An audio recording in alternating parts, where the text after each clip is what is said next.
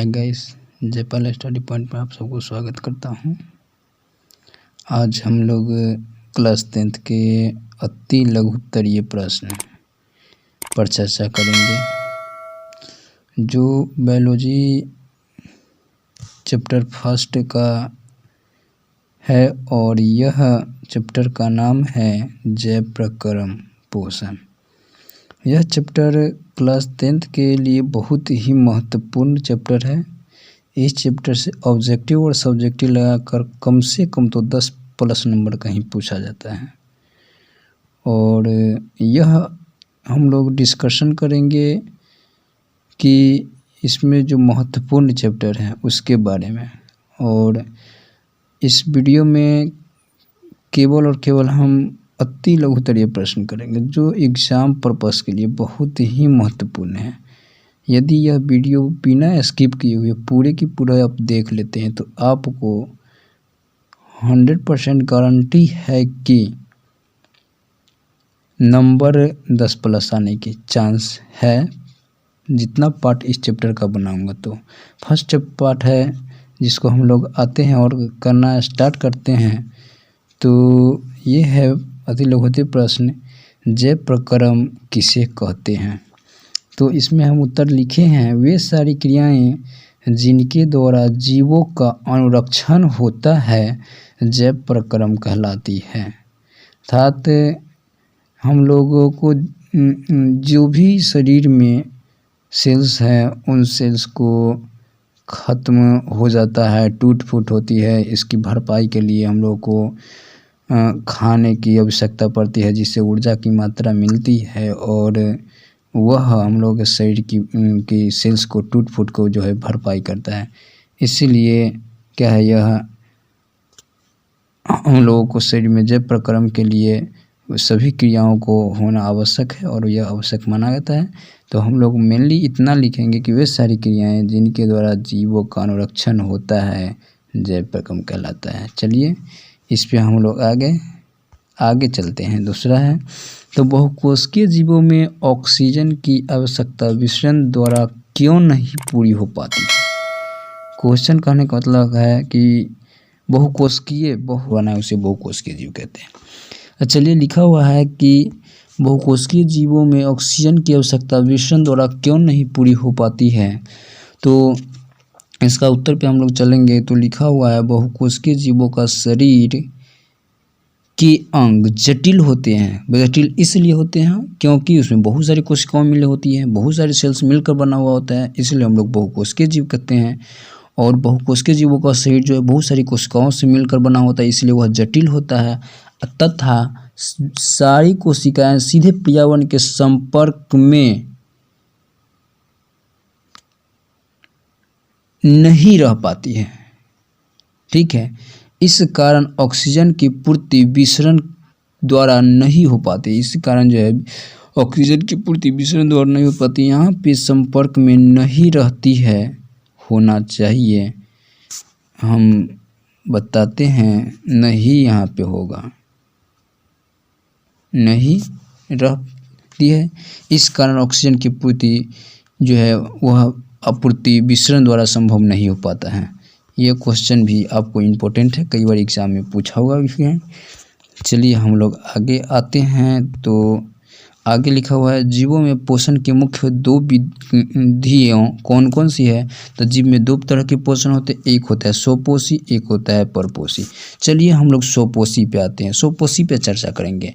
तो देखिए, स्वपोषी वैसा जीव, सही से सुनिएगा, स्वपोषी वैसा जीव जो अपना भोजन खुद ही ग्रहण करता है, खुद ही ग्रहण कर ले, उससे जीव जो अपना भोजन खुद ही ग्रहण कर ले उसे स्वपोषी कहते हैं। जैसे देखिए, हरे पेड़ पौधा स्वपोषी है, वह किसी पर आश्रित है नहीं, वह खुद अपना भोजन ग्रहण करता है। और ये भी क्वेश्चन पूछेगा कि स्वपोषी जो है, स्वपोषी जीव अपना भोजन किस प्रकार से ग्रहण करता है। तो वह प्रकाश संश्लेषण क्रिया द्वारा ग्रहण करता है। ठीक है। प्रकाश संश्लेषण पे भी चर्चा होगी, आगे आने वाले क्वेश्चन हो सकता है प्रकाश संश्लेषण भी होगा। परपोषी पे आया तो पर का मतलब देखिए पराया भी होता है, तो यहाँ परपोषी कहा गया है।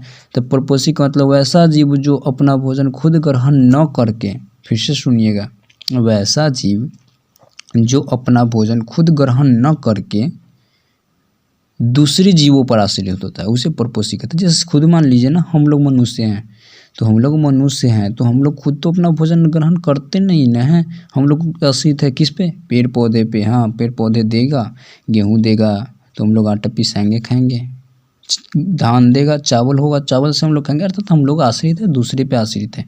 चलिए, ये क्वेश्चन भी पूछता, ऑब्जेक्टिव में भी पूछ सकता है क्वेश्चन। आगे आते हैं तो इसमें हम लोग चर्चा करते हैं। तो आगे लिखा हुआ है कि हरे पौधे किस प्रकार का पोषण पाया जाता है। हरे पौधे में हम जस्ट बताएं, अभी तुरंत बताएं आप लोगों को कि हरे पौधे में सुपोषण होता है, क्योंकि वो अपना भोजन खुद ग्रहण करता है, इसमें बताने की बात ही नहीं है। चलिए आगे आते हैं। तो आगे लिखा है जंतुओं में पोषण की कौन सी विधि पाई जाती है।